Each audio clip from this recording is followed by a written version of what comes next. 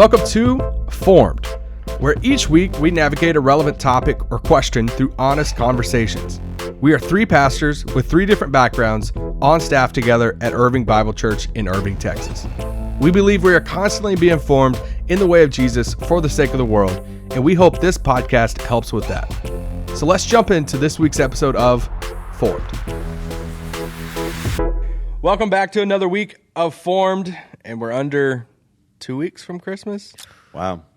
I think so. Less than 2 weeks. Are you done with all of 2 your... weeks, yeah. Is it less? Yeah, I guess. The 12th? No, I guess it is. well, Yeah. 2 weeks right in a at day. 2 weeks. Yeah. We're not great with math. No, that's why we're pastors. Barry, are you... We're going to talk about how we got in ministry since I was terrible at math. So Math is not it. Where do you not have to do math? Are you done with your Christmas Eve sermon? Not exactly. It's in his head. It just needs to... Yeah, that's true. Back there somewhere. Yeah, somewhere. Somewhere. Yeah, it's in there. It's in there. Well, today's topic, as you've probably seen as you hit play on the episode, is why go into ministry? Why are we doing what we do? How did it start for us? But also some, I guess, a little behind the scenes stuff of being in ministry. If you've, if you've wondered, hey, what does working at a church or / being in ministry, being a pastor, what does that consist of? This is kind of the episode for you. So, and it's fun because one of the things that I love about the podcast, in terms of the connection that we have then with the folks that are part of our church, is you get to know us and our stories a little bit more. And so it's a fun chance to kind of think back and talk about how we got here. And yeah. And today we're talking about vocational ministry. Yeah, I think it's important to sort of make the distinction. When we talk about ministry in this episode, we're talking about the fact that the three of us all serve professionally in ministry context. But it's important to note that we shouldn't, I don't think or talk in ways that it's like there's those who are in ministry and then there are those to whom ministry is done, right? There's the professionals and then everybody else are just the recipients of ministry. In fact, all of us, in a very important sense, are supposed to be in ministry, right? Even that word that gets translated as ministry can sometimes be translated just as service, and we're all called to serve. We're all called to use our gifts for the good of other people, both serving within the body, within the church,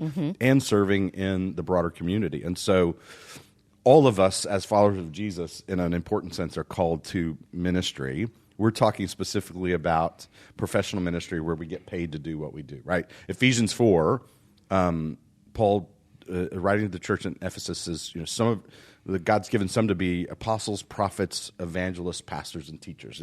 That God has gifted certain leaders in the church, but the gifting of these leaders is, he says, for the equipping of the saints, the hagio, the holy ones. One of Paul's favorite way of talking about the whole community, the whole congregation.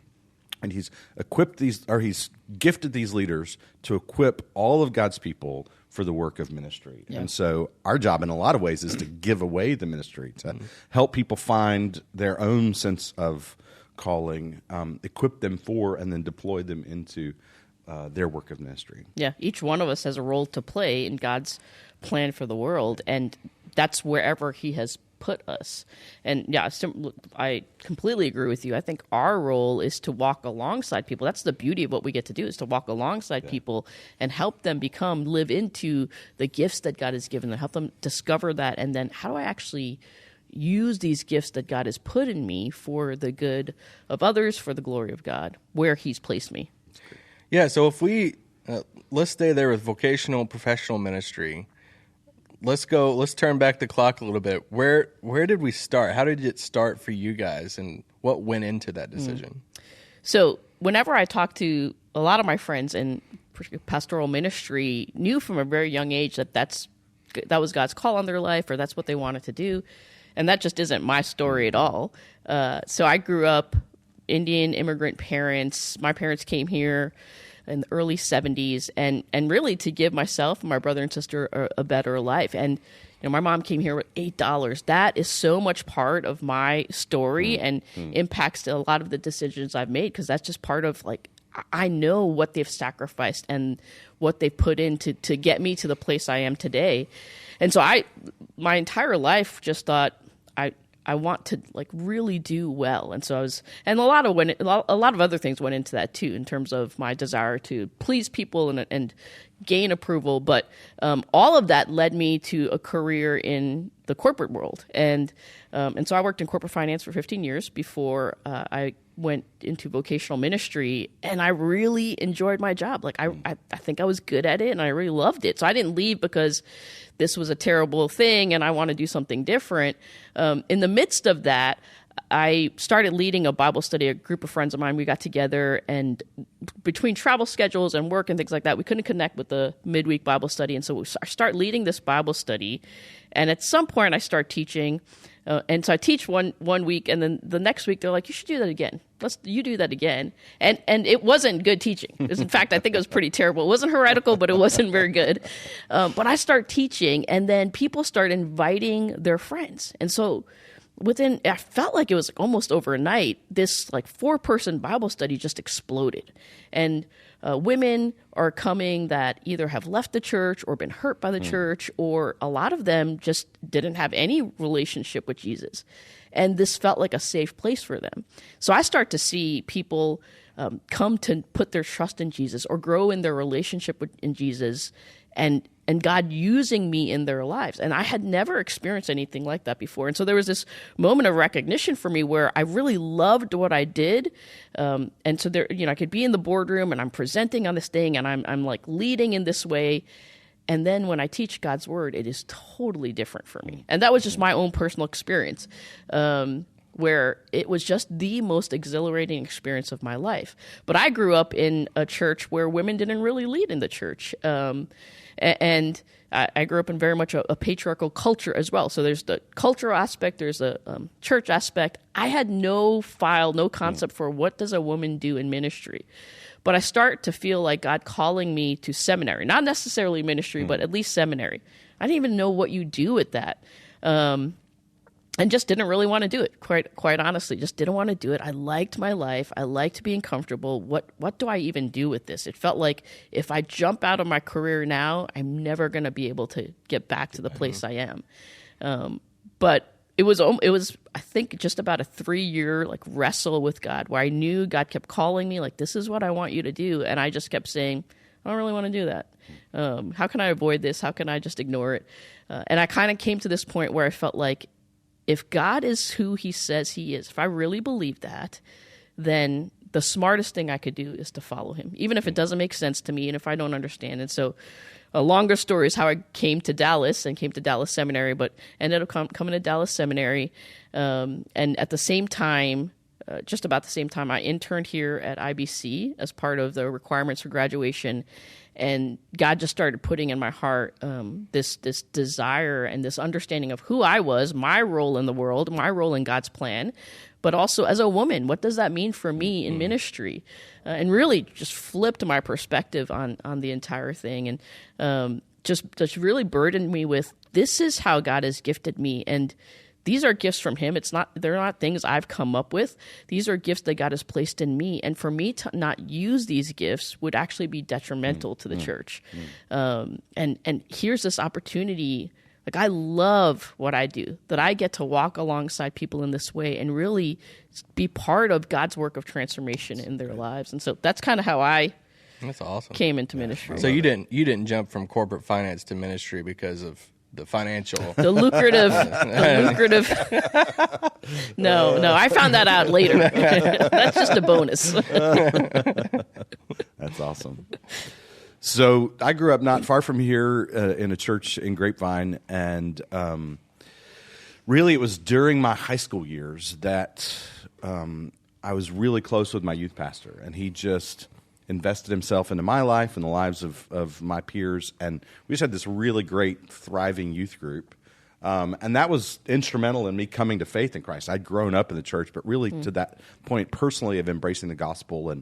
And so Dave was a big part of that story. But then fast forward to the end of high school, I said yes to a summer internship the summer after my senior year of high school. And God was just really working in my life. I had the opportunity to serve alongside one of my closest friends. And it's funny. So some folks who are here in our area will know Church of the Cross in Grapevine. That's the church that I grew up in. It was a different name. It was a different location, but it's the same church. And my friend J.R. Vassar is the pastor there. J.R. and I were really close friends from junior year in high school when he moved to town. We were leaders together in that youth group. And then the two of us did our first ministry together as interns the summer after we graduated from high school. And really both of us at the same time began feeling this sense of calling that this may be what God had for us long-term in ministry. And so growing up, Southern Baptist, if ever you made any kind of big life commitment, you walked down the aisle and told the preacher at the invitation. And so it was actually the night that JR preached his very first sermon on a Sunday evening service that I made that commitment to a lifetime of ministry, and didn't know what I was getting into. In fact, I remember those first few years feeling a sense of tormented of like, but God, what does that mean, and what kind of ministry is it? Of course, all these years later, I look back and laugh because I never could have anticipated all the winding road that God would take me on to get me to where I am now. But went on and studied at the University of North Texas, and had a professor that was not somebody who shared my faith, but was somebody who challenged me deeply in my faith. In fact, he had a reputation among other Christian students that he was anti-Christian, and he wasn't anti-Christian at all. He was anti-Christians who don't think critically. And so he challenged me to think critically about my faith in ways that just really took me to a deeper place of my own personal convictions, to the point that I then began to say, like, I have this sense of calling into ministry, but I may want my ministry to look like the way that this guy has impacted me.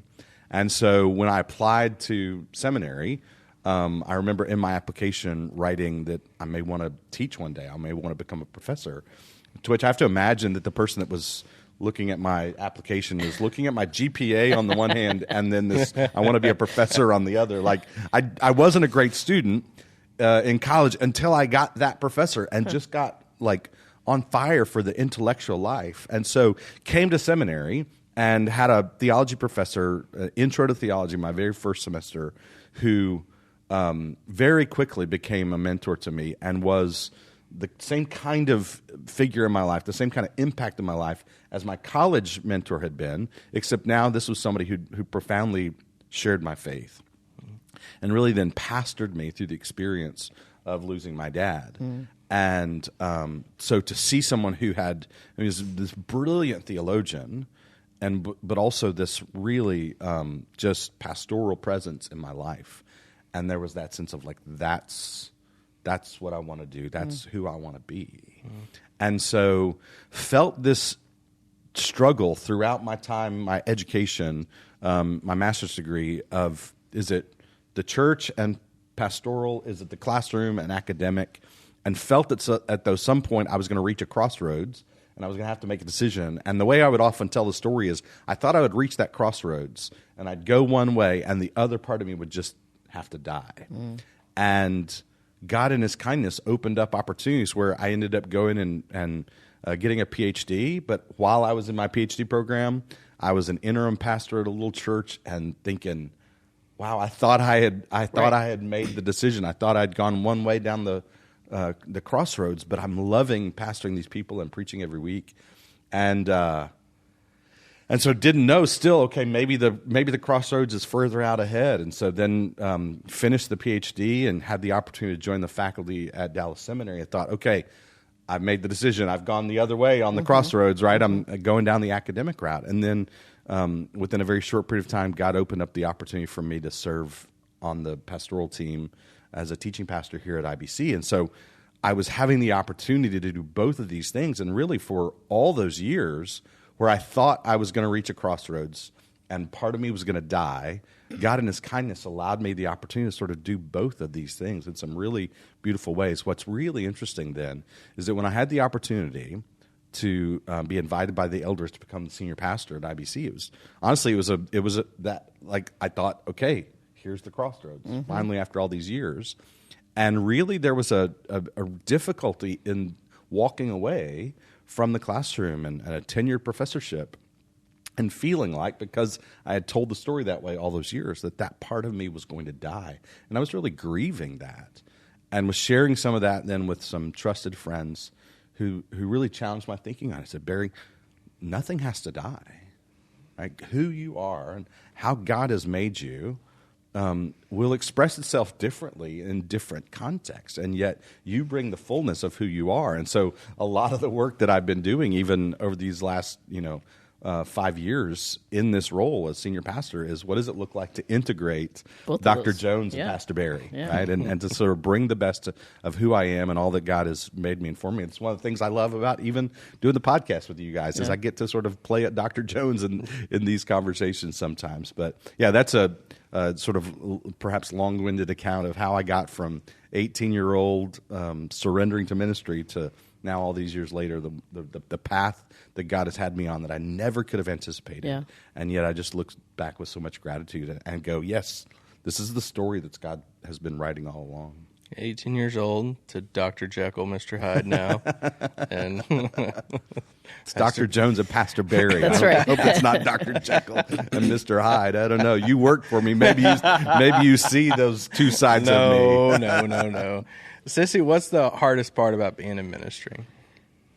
I think first I would say there's a weight of ministry that I don't think you understand until you're actually doing it, which is most of life, right? But there's a weight of you carry the weight of the spiritual well-being of the people that are under your care. Now, of course, we're each responsible for our own spiritual well-being, but yet if you're a pastor, you're shepherding and you're caring for those people. And so there's a weight with that. There's a weight of oftentimes and this again is one of the most beautiful things that we get to do. We walk alongside people in the most difficult moments of their lives, whether that's grief or death or illness or, relational breakup and tension. Like you are with them in it. And, we talk a lot about differentiation and how do I do that in a way where I can still stay connected to you and not necessarily take that on. And yet there is this part that you are carrying that weight with them. So I think just the weight of ministry, but then the second thing, and I think this has become, perhaps this was always the case, but I think today this is more and more true, where there is just such a unrealistic expectation of what pastors do. So a pastor is a counselor, a CEO, he's got to be a great communicator, a pundit. So you would need to be an expert on every political, social, cultural issue, and you've got to be amazing, and so much more, right? But you got to be amazing at all of those things, and no one can do that. And I think that's a hard thing to navigate, of figuring out what do I bring to this? The best thing that I bring to this, the most important thing I bring to this is the person that I'm becoming. And so, if you can easily fall into, well, I've got to be the greatest communicator and I've got to be able to manage this church in a way and lead these people in a way that, because the church is both a family and an organization. Well, how do I do that? And so you could put this burden on yourself that you're never going to be able to bear. Yeah, that's good. That's good.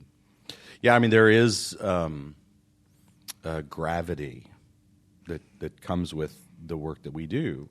I always think about the moment in Ted Lasso where I think it's Coach Beard turns to, I forget which one says it to the other, but it's a paraphrase of Shakespeare. Heavy is the head that wears the visor, Coach, right? It's like the responsibility of leadership is weighty, right? And part of that is the capacity to bear the pain of those you lead, which comes in a couple of different ways, both the pain that they experience, so you're walking alongside people who are experiencing pain, but then there's also the reality of pain that sometimes they generate, right? That there have been times along the way that in my leadership that there have been things that have been said that have just been profoundly hurtful. And that comes with the territory. So I part of even how we, I think, ended up talking about this today is I posted on Facebook this last week an article that I had come across 7 years ago this last week, on what I said in the post was I feel like probably the closest I came to giving up on pastoral leadership. And it was just one of those moments. I look back now 7 years later and I'm able to see, I think I was dangerously close to burnout. I was working full-time at the seminary and essentially working full-time here at the church. I was on our senior leadership team. I was preaching 15 times a year. So this is before I was a senior pastor, but I was involved in a pretty high-level leadership. And so it was just the workload was incredibly high. But oftentimes with burnout, it's not just about workload, but it's actually about your ability to manage the emotional load of leadership. And there were just some circumstances that I was walking through and some unique discouragement that I was experiencing that I really felt like maybe it's time just to give it up, just to walk away. And I came across an article from Ruth Haley Barton that's called The Loneliness of Leadership, which sounds sort of like an ominous kind of title. And even the way she starts the article, I'm going to read a little bit of it, but is pretty heavy. And yet there was something about this that just, it named and normalized my experience, like what I was going through. And I realized I'm not alone. Like this is part of leadership. It's part of what it means to follow the call of God. And it kept me going. So I would say in a lot of ways, I've been through significantly harder moments in the last 7 years since then, but haven't had that same impulse to give up in some ways because of kind of what I experienced in that moment, the way that this article spoke to me. So just the very beginning of the article, she kind of lays out the heart of it. She says, any leader who cannot endure profound levels of loneliness will not last long. In his book, Failure of Nerve, Leadership in the Age of the Quick Fix, Dr. Edwin Friedman identifies 5 universal and essential characteristics of those who are leading towards something that is genuinely new. And one of those characteristics is a willingness to be exposed and vulnerable relative to our fear of being alone. Friedman says, quote, one of the major limitations of imagination's fruits is the fear of standing out. It's more than the fear of criticism. It's an anxiety at being alone, of being in a position where one can rely little on others, a position that puts one's resources to the test, a position where one will have to take total responsibility for one's own response. And leaders must not be afraid of that position, they must come to love it. She goes on and says, this kind of loneliness, being in a position where we must take total responsibility for ourselves and for what God is calling us to do no matter what others are doing, is an absolute truth of leadership. None of us escapes it. There is a unique burden that comes from knowing that the buck stops here, that there is something that has been given by God for you to do, and that to renege would be akin to Jonah hiding out at the bottom of the boat trying to pretend that he had not received a call from God. You can do it, but it won't leave you with much life. And I got to read just a little bit more. Sorry, it's just really No, it's good. Very meaningful for me. On some days, the magnitude of the responsibility and the awareness of our aloneness can be crushing. But there's a point in the leadership journey where we have gotten so far away from Egypt that we could not go back even if we wanted to. We have seen enough of the dream that to go back would to make us crazier than continuing to move forward. And even if we did go back, we probably would not get a very warm welcome. Persevering through the loneliest experiences of leadership requires inner stamina that is more than mere stubbornness. It is the ability to stay grounded in God, to stay true to one's path, to continue even in the face of growing opposition, to move toward the vision. And that's what spoke to me that night, is just God had called me to something, and to find my sense of self grounded in God and captivated by that vision, to be able to move forward despite loneliness, despite hardship, despite opposition, to be faithful to God's call on my life. And I tell you, that so spoke to me that night when I was ready to give up, and it has continued to help me persevere through all that has come subsequently. So good. There's a level of resilience that's required in ministry that just can't come from yourself, right? It comes from this deep anchoring in your faith in God. Yeah, I mean, I've looked back on 2020, and I just think there's that line from Paul, right into Corinthians, where he talks about this thorn in the flesh, and then where he pleads with God to take it away. And God says to him, my grace is sufficient for you. My power is made perfect in your weakness. So Paul replies and says, therefore I'll boast all the more gladly about my weakness and in hardship and persecution. And he says, for when I am weak, then I am strong. And going through all that, especially I think came with 2020, just the recognition that if it's true that God's strength is perfected in our weakness, then we really will not know the perfection of God's strength until we find ourselves in circumstances that really reveal our weakness. And that was the experience for me of being met with God's strength in the midst of some of those really difficult kinds of moments. Yeah, it's good. Sissy talked about the weight a little bit ago of people's spiritual journeys in their lives, and just that I think for me it's that the boundaries in ministry because of that weight. Yeah. It's such an honor being the first call. After events, it's heavy, but it's an honor. It's like you kind of like suit up and you're like, this is what it's a weighty privilege. Yes. Sometimes it goes like the dangerous path of like right now in this in this season I'm more in a behind the scenes ministry role. It's where like there's so many times that there is things that we're doing or I'm doing as a team where I'm like, all right, well, I can do this more because if we do this, we market this better, then somebody will see it that needs to, that needs to come to church, needs to know the Lord. But that gets like so dangerous, right? Because then there's like no boundaries of that, of you're like taking the power out of, the Lord's hands into your own of like, I got to do all these things. There's no, because of it's not about money. Or it's not about all these other things you can gain by working so hard in a different job. Yeah. In this one, you almost feel like you're working so hard. The reward is the kingdom's growing. Yeah. And it's your responsibility. Yeah, you can feel this pressure if I don't perform. Yes. What's going to happen? Then what are the consequences of that? Yeah. Because we're talking about the responsibility for lives, for souls, for the church's finances, and we can feel an inordinate kind of pressure from all that. And so this is in part what brings us back to some of the things that God's been really teaching me through the season of sabbatical and some things we talked about when I came back on the podcast. This whole idea of the human soul is not made to bear the weight of outcomes, and how in ministry we can find ourselves feeling so much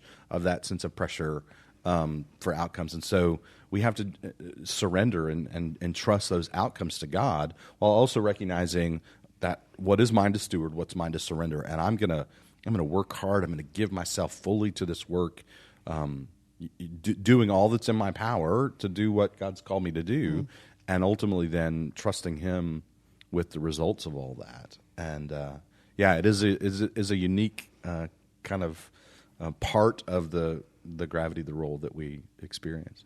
It's also why we have to have these practices or habits in our lives where that are going to cause us to center our lives on God, because you could so easily be caught up in the doing instead of the being with God, and you can't do for Jesus unless you're with Jesus, right? So we don't just talk about that as that's a good thing for everyone else to do. That's actually a thing that I need. Like Sabbath for me is one of the hardest practices because I could get a lot done if I didn't Sabbath, but I need to Sabbath. To recognize who I am and who God is. It's that embodied reminder that I am not sovereign. Yes. And that God's got this. Right? Yes. He's going to take care of this, even if I'm doing nothing to contribute to it, to generate that kind of effort. What keeps you going in ministry? Yeah, that's a great question, right? Because you can't Jesus you and be like, hey, this is my calling, so I have to do it. No, I mean, we've been talking about some of the heavy stuff, some of the hard stuff, and yet there is profound joy in the work that we get to do. Like when you actually see the penny drop for somebody, right? When you have that moment where you're like, they got it, and you see life change happen. One of the things that we've started doing regularly in our pastoral staff meetings is just going around the circle and telling stories of life change. And I tell you, you walk away from that just fueled so much because you see that the effort that we're putting in is making a difference in people's lives. And so, there's the sort of the fruit of that ministry that comes from seeing lives impacted, seeing lives change. But then there's also just that kind of internal sense of like, I am doing what I'm uniquely made to do and called to do. I think back to the sort of the famous moment in the old movie Chariots of Fire. That's a story about this missionary who's also an Olympic runner, and he's trying to navigate the tension between his calling as a Christian and as a missionary, and his opportunity that he has to be an Olympian. And there's this moment where he says, God made me fast. And when I run, I feel his pleasure. Right? He's doing what God's made him to do. And there's just that sense of profound pleasure that comes with that. And I experienced that in ministry. Like, God made me to do this. And there's just those moments you're like, yes, this is what I was made to do. And you feel that in the doing of it. Yeah, I mean, I would echo those two things. For me, it's this front row seat to be part of, like, God could do this in 1,000 different ways, and he chooses to use people like you and I. He chooses to use us to be part of how he's going to transform people's lives. I always think about this, like, there are mornings I get up, and some mornings I don't want to get up, but some mornings I do, like, jump out of bed because I get to look what I get to do. And I never want to take that for granted, because I like I said, I loved what I did before, and it was valuable, and there is ministry to be done in whatever career you're involved in. And yet, for me, what I get to do is so significant and meaningful that I never want to lose the sense of the privilege of it. So that's one thing. And then, to what you said, like, living into your gifts, seeing. I feel like I use the word, I'm in my sweet spot. Like, what I get to do, this is how God's wired me. And not everybody gets to do something like this, right? So that's like, again, getting back to the privilege of being in, I'm using the gifts that God has given me, and I'm using it for his glory and for his good. And whether that's, when you're preaching on a stage and you have that moment where God's at work, like, you see it, or whether it's in a one-on-one conversation, or whether when we're talking about how do we lead the church and managing finances, or talking about our vision and things like that. There are these moments where this is what God's created me to do, and I get to do it. There's also an aspect, we were talking before about the idea of the loneliness of leadership.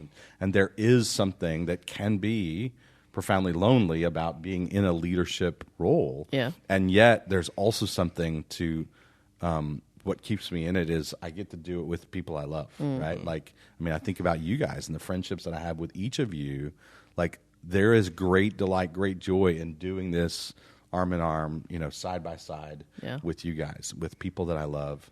In addition then to the deep friendships that I have with people that I serve alongside, there's also a circle of guys in my life that I call them my circle of counsel, or they're my breakfast crew. The fellowship. We have breakfast every couple of weeks, and just they're guys that are part of IBC, but there's a deep level of trust. There is a kind of peer relationship where I get to show up with those guys, and I don't have to be Pastor Barry and them. Like, I'm not there to lead anything. I'm not there to do anything for them. I'm there to be with them, and they're really there to be with me. There's a real mutuality to the group, and yet those guys all know, like, we signed up because we want to help support you.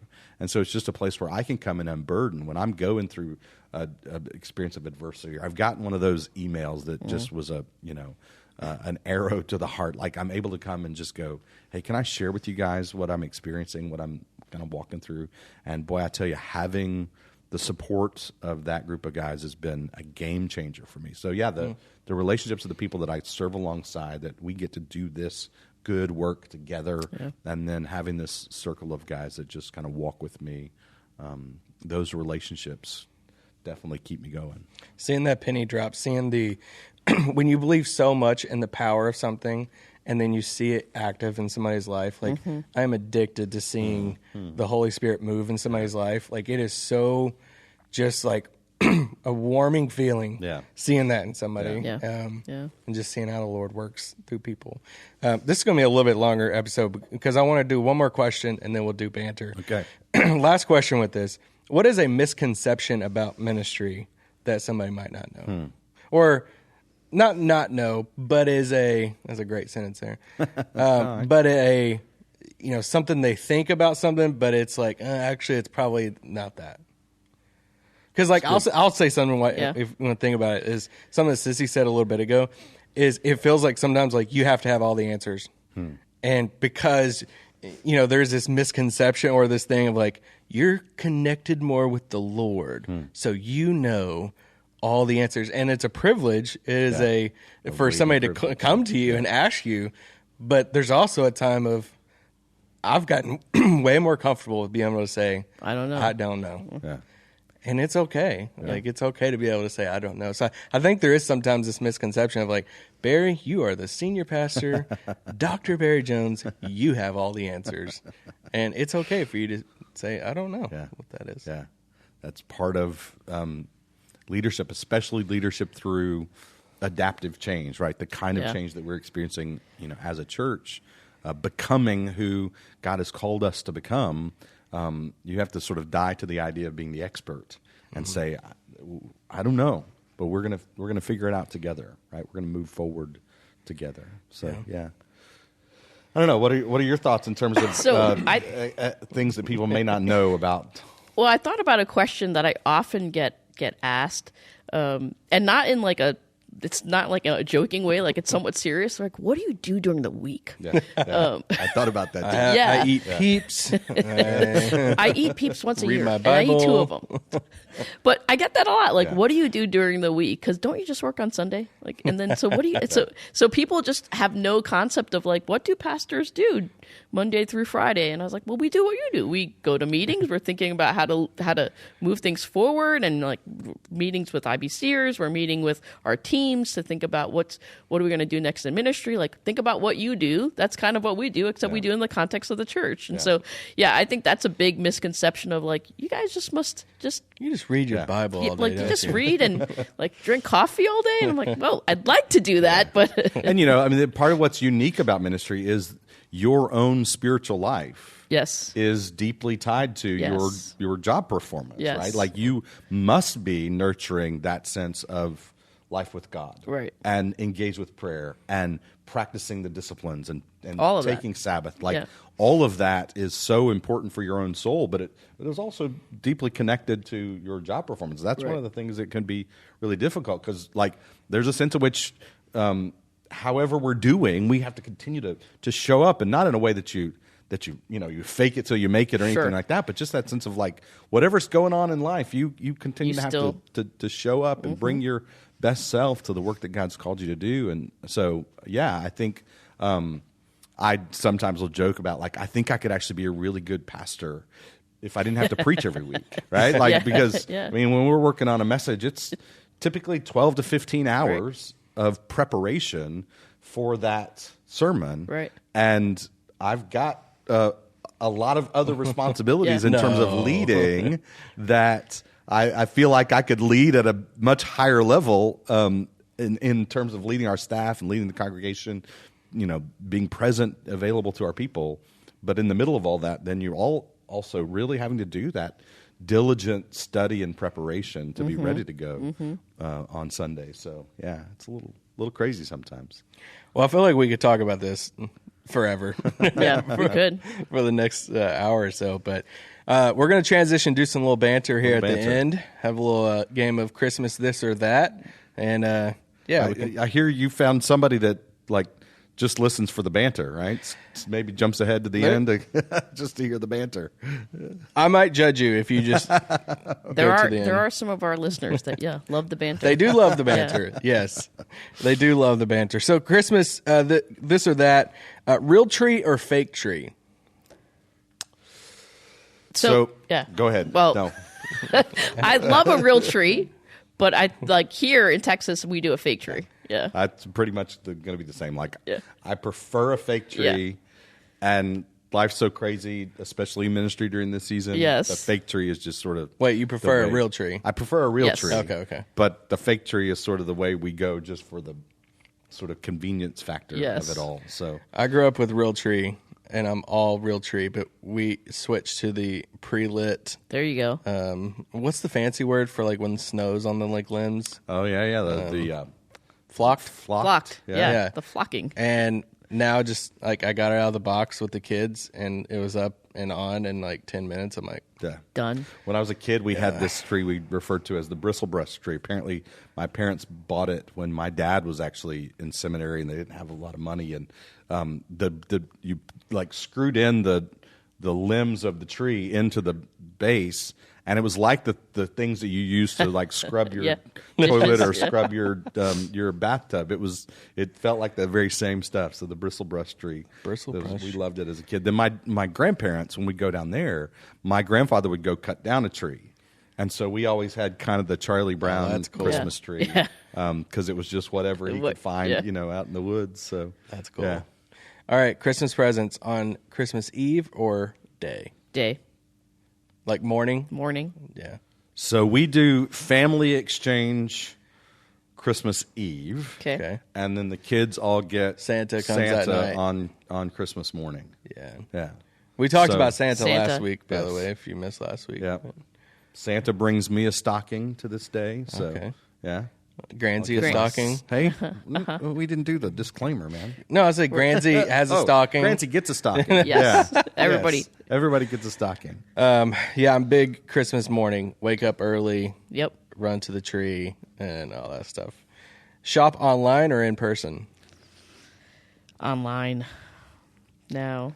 There's still something like kind of fun about going and like shopping in person. Well, and here's the thing. Depends how close we're cutting Yeah, it. Because right. sometimes, like, I don't have enough time to shop online, so I do have to shop in Yeah. person. Kim's been doing a lot of online, so we have like just Amazon packages. Felt like that are there's a just lot behind that piling up statement in- there. No, well, there probably was, but she's been getting a lot of the Christmas presents, and she was joking about I guess she saw a meme that's confused looking cat that it says something about dad on Christmas morning when the kids are like the dad has no idea what the presents are. And got so you that? it sometimes happens in our family perhaps, but I'll Thanks, I'll go Dad. out and Yeah. I'll go out Dad. and do some additional shopping, but usually that's in person what I'm doing because it's So- very last minute. Yeah. So, yeah. Christmas candy or Easter candy? What's Christmas candy?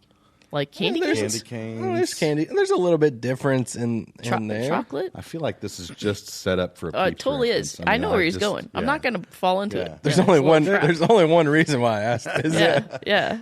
You got to say Easter. Nope. All right, two more. Plead to the fifth. Which one would you rather do? This or that? Decorate the tree or wrap gifts?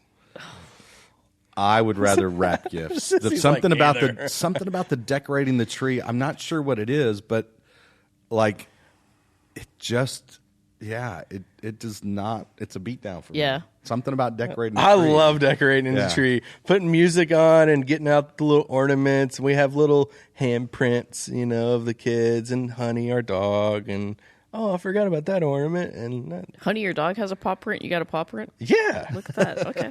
I'm not judging. I'm just asking. Yeah. Honey can have anything she wants. I believe it. I believe it. Wait, which one did you do? Yeah, I was going to say neither, but I like to have the tree. I love decorations. I like to have them up. I just think it's such a beatdown to put it all up because then I also think about taking it all down. And that's just, So part of it for me with regard to decoration, I think this is part of it, is we live with my mother. She lives with us. And so we have all of her decades of assembling Christmas decoration stuff in big bins.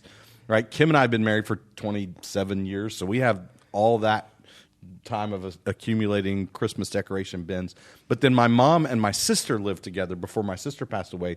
And my sister loved Christmas, and so she has all this. And so we really have 3 households worth You've got of a lot. Christmas stuff all shoved in our attic, and I have to be the one to bring it all down and then discover, we don't want this bin, that can go back up, and it's just, I think that's why it just becomes a little overwhelming for me. So Sounds like a good job for Will. Yeah, you got some boys. All right, last one. Gift card or physical gift? Physical gift. Yeah, Physical gift. There will be some gift cards given, Depends I'm on sure, from who. Well, that's what I was going to say. Like, they have to know you because sometimes you could get a gift and, well, that's nice, but Yeah. Never going to but use physical gift, yeah. Yeah. Yeah, I'm with you on that. Physical gift. All right. There you go. Longer episode. If you like the longer episodes, that's for you. Programming note, we'll have one more episode next week before Christmas, and then we'll take the next 2 weeks off for Christmas break and New Year's and all that stuff. But we'll be back for one more episode before Christmas next week. Have a great week.